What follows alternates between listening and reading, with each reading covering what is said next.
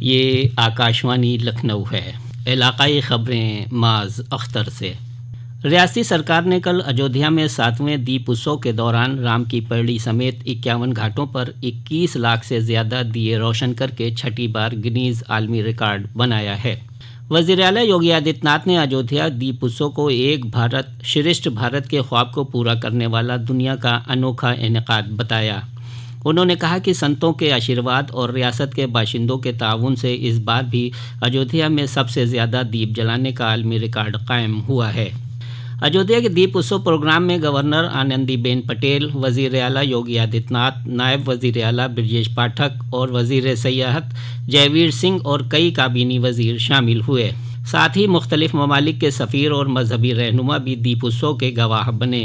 دیپ اتسو کا آغاز صبح شہر کے ادیا چوراہے سے رام کتھا پارک تک شوبھا یاترا کی شکل میں ہوا۔ دیپ اتسو کی کڑی میں وزیر اعلیٰ سرجو کے ساحل پر آرتی میں بھی شامل ہوئے۔ دیپ اتسو کو کامیاب بنانے کے لیے رام منوہر لوہیا اودھ یونیورسٹی اور اس سے وابستہ کالجوں کے 25,000 سے زیادہ رضاکاروں نے اہم رول ادا کیا۔ وزیر اعلیٰ نے رامائن پر مبنی 3D ہولوگراف شو، پروجیکشن میپنگ اور لیزر شو کا بھی افتتاح کیا۔ اجودھیا میں پہلا دیپ اتسو 2017 میں منایا گیا تھا، جس میں 1,71,000 دیپ جلائے گئے تھے۔ روشنی کا تہوار دیپاولی آج پوری ریاست میں بڑے جوش و خروش کے ساتھ روایتی طور پر منائی جا رہی ہے۔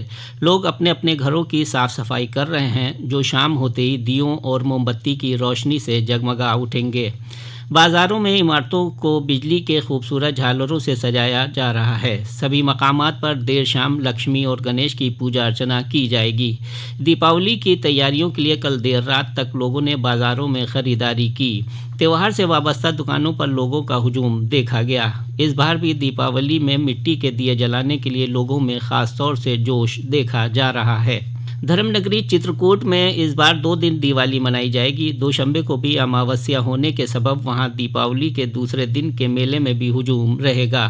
اتر پردیش اور مدھیہ پردیش سمیت ملک کے کئی حصوں سے آئے عقیدت مندوں نے کل چھوٹی دیپاولی پر چترکوٹ کی منداکنی ندی میں اسنان کے بعد بھگوان کامد ناتھ کے درشن کیے اور دیپ جلائے۔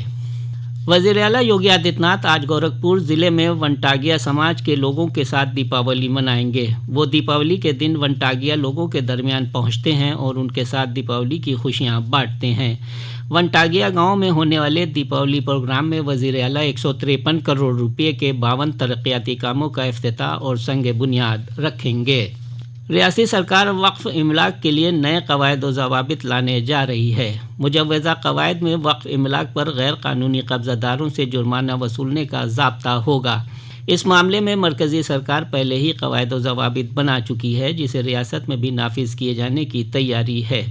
اس کے علاوہ وقف املاک کا متولی وہی شخص ہو سکے گا جس کو کسی ایک زبان میں مہارت حاصل ہو۔ اس کے لیے انگریزی، اردو، ہندی یا علاقائی زبان کا جاننا ضروری ہوگا۔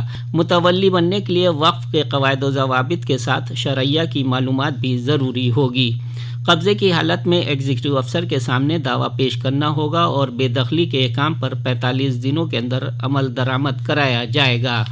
پریشدیہ اسکول آئندہ 15 نومبر تک بند رہیں گے۔ بیسک تعلیمی بورڈ کے سیکریٹری پرتاپ سنگھ بگھیل نے اس سلسلے میں بیسک تعلیمی افسروں کو ہدایت جاری کر دی ہے۔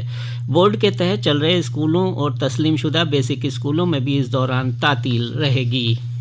ریاست کے سبھی ٹائیگر ریزرو 15 نومبر سے سیاحوں کے لیے کھولے جا رہے ہیں۔ چیف کنزرویٹر جنگلات پی سنگھ نے بتایا کہ ان میں Dudhwa national park, Pilibhit tiger reserve, Katarniaghat اور کشن پور وائلڈ لائف سینکچوری شامل ہیں۔ انہوں نے بتایا کہ یہ ٹائیگر ریزرو اور سینکچوری 15 جون تک کھلے رہیں گے۔ ان علاقوں میں ٹائیگر، ہاتھی، تیندوا، باراسنگھا، مگرمچھ اور ڈالفن لوگوں میں خاص طور پر توجہ کا مرکز ہیں۔